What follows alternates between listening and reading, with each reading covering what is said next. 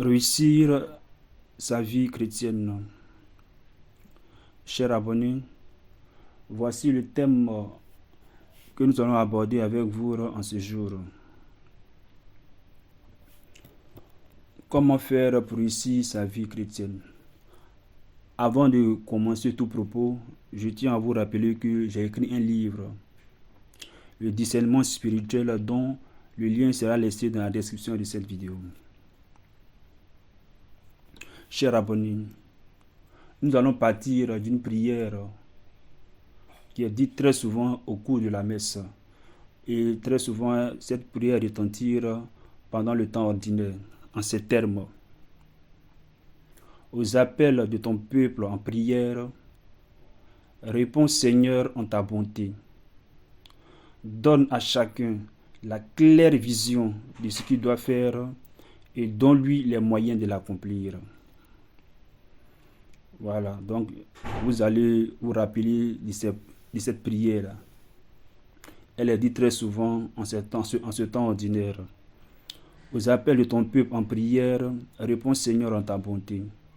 Donne à chacun la claire vision de ce qu'il doit faire et donne-lui les moyens de l'accomplir. Dans cette prière, voici l'unique besoin à réaliser.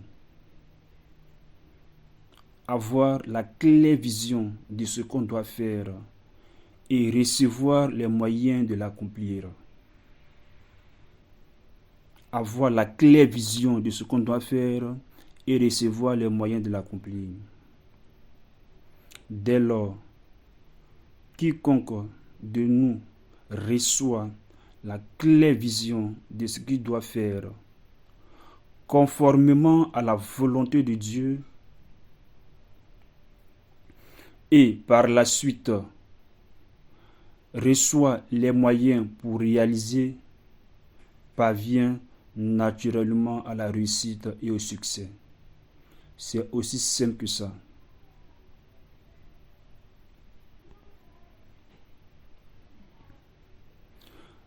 Voilà ce qu'il nous faut absolument.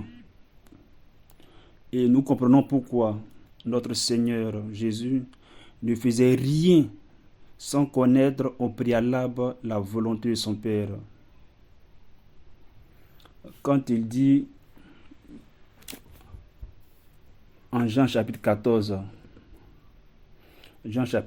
verset 31, j'agis conformément à ce que le Père m'a prescrit. On va prendre le verset tout entier. Jean 14, verset 31.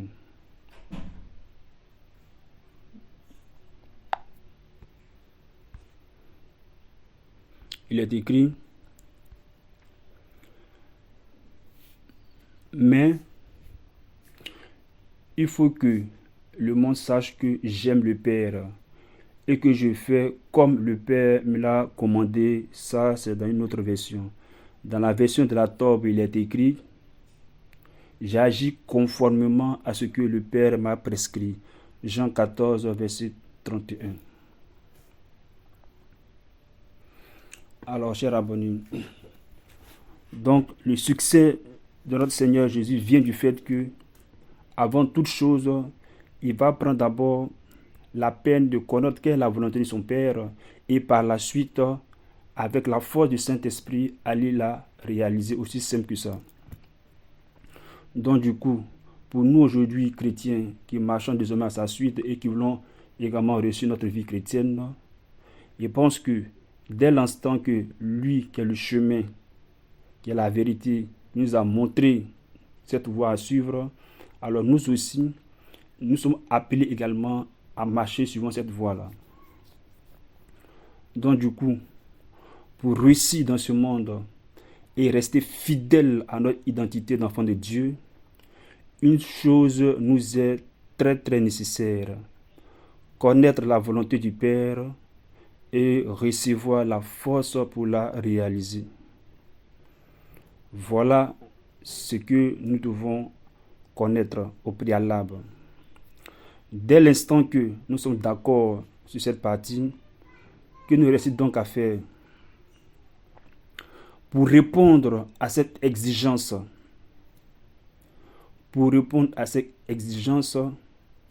il nous faut absolument le Saint-Esprit.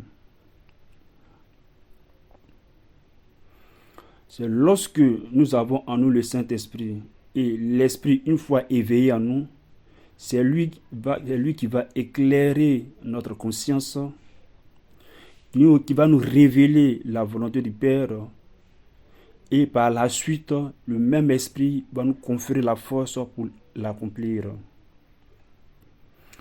Et nous pouvons comprendre cela dans la lettre que Saint Paul a adressée aux Romains chapitre 12, à partir du verset 2. Il dit: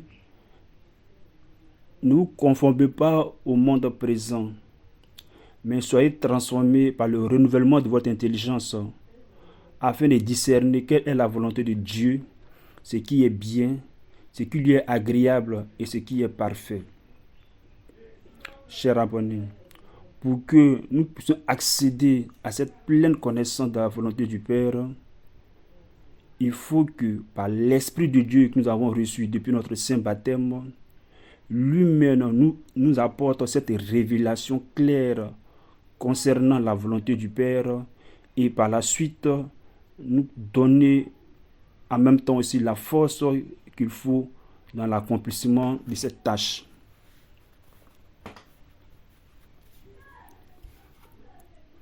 Et toujours pour enchaîner notre discours, nous allons nous appuyer encore sur la lettre de Paul adressée aux Colossiens. En ce thème, Paul pourra dire en 1 Colossiens chapitre 1er, les versets 9, pour montrer vraiment l'urgence que nous avons vraiment d'avoir la claire vision de la volonté du Père et par la suite avoir la force pour l'accomplir. Saint Paul dira que en Colossiens chapitre 1er verset 9, nous demandons à Dieu de vous combler de la pleine connaissance de sa volonté en toute sagesse et intelligence spirituelle. Voilà. Nous demandons à Dieu de vous combler de la pleine connaissance de sa volonté en toute sagesse et intelligence spirituelle.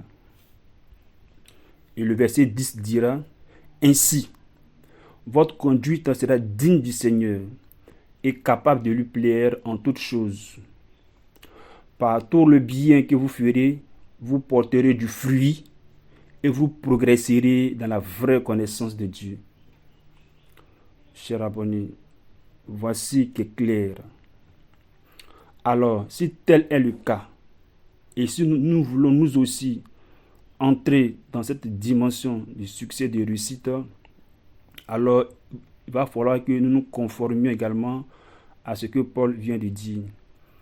Donc, pour parvenir à avoir cette pleine connaissance dans la volonté du Père, l'homme livré à sa seule nature ne peut y arriver. Sans cela que nous avons besoin du Saint-Esprit. Et le Saint-Esprit vous a été donné et il m'a été donné.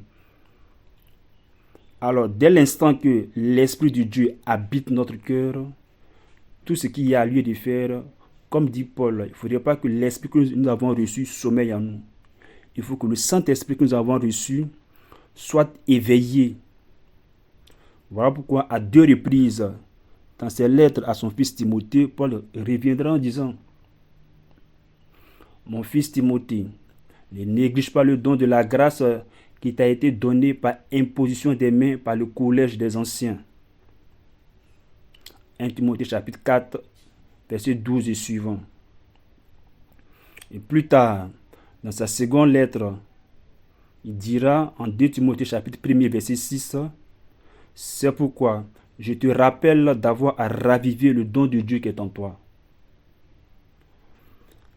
Voilà, donc voici les 2 prescriptions que Paul adresse encore à Timothée pour que, une fois que il a pris conscience de l'habitation de l'Esprit de Dieu en lui et que par la suite il a éveillé sa présence, alors lui, le Saint-Esprit qui est en nous, c'est lui qui va nous révéler la pleine connaissance de la volonté du Père nous concernant, et ce dans chaque décision, dans tout ce que nous aurons à faire concernant notre vie. Parce que n'oublions pas que nous sommes corps, âme et esprit. Donc l'Esprit de Dieu il agira dans notre conscience, il agira dans chaque compartiment de notre vie pour que nous sachions quelle est la volonté du Père et par la suite, il va nous conférer la force qu'il faut pour l'accomplir. Aussi simple que ça. Donc comme j'ai dit, pour avoir la connaissance de cette volonté, il nous faut raviver l'Esprit de Dieu qui est en nous.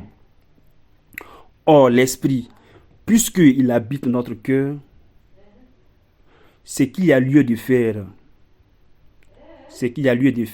aussi simple que ça, plus que tout nous disent les pères de l'Église, pour parvenir à éveiller le Saint-Esprit qui habite notre cœur depuis le baptême que nous avons reçu, nos pères de l'Église nous invitent tout simplement à la prière. Aussi simple que ça. Et pourquoi prier? Puisque l'Esprit de Dieu habite dans notre cœur, lorsque nous allons prier, il nous faudra prier en y mettant le cœur. Parce que c'est là, au fond de nous, qu'il habite. Et notre but désormais, c'est d'éveiller sa présence en nous. Et puisqu'il habite notre cœur, nous devons prier en y mettant le cœur, d'où l'expression prier avec le cœur. Vous allez voir que très souvent, dans toutes nos vidéos, dans tous nos enseignements, très souvent reviendra ce mot prier avec le cœur, parce que c'est très capital. Et c'est même essentiel. Pourquoi? Parce que ça ne vient pas de moi, c'est notre mère, la très sainte Vierge Marie, qui dans ses apparitions, depuis les années 80 à Medjugorje, revient sans cesse sur la prière faite avec le cœur, surtout lorsque nous prions le rosaire et le chapelet. Alors, lorsque nous devons prier, il nous faudra prier en y mettant notre cœur, aussi simple que ça. Et pour nous catholiques, l'une des prières la plus simple et la plus profonde qui nous introduit dans les mystères de Dieu, comme dit le pape Jean-Paul II de vénérée mémoire, est la prière du chapelet. Pour nous aider à éveiller le Saint-Esprit en nous, il faudra tout simplement prendre notre chapelet et le dire avec le cœur. Lorsque nous mettons résolument à l'œuvre de la prière avec le cœur, nous permettons jour après jour d'éveiller cette présence du Saint-Esprit qui habite en nous. Et lorsque celui-ci va arriver, s'éveillera en nous, alors nous serons aptes pour connaître désormais la volonté du Père, cette claire vision-là. Et en même temps aussi, nous aurons la force en même temps pour accomplir ce dont tu nous appelles. Voici, à cette étape de notre cheminement, ce qu'il y a lieu de faire, l'unique nécessaire à accomplir. C'est ça qui va nous aider à parvenir, à accomplir la volonté de Dieu et ainsi réussir dans chaque compartiment de notre vie. Alors, chers abonnés, voici le peu de message que je voulais vous adresser. Nous allons comprendre avec les saints qui ont conformé leur vie à cela.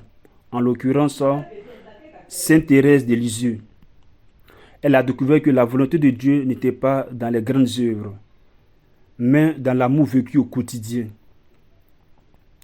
Elle s'est laissée guider par l'Esprit Saint pour vivre l'abandon total à Dieu.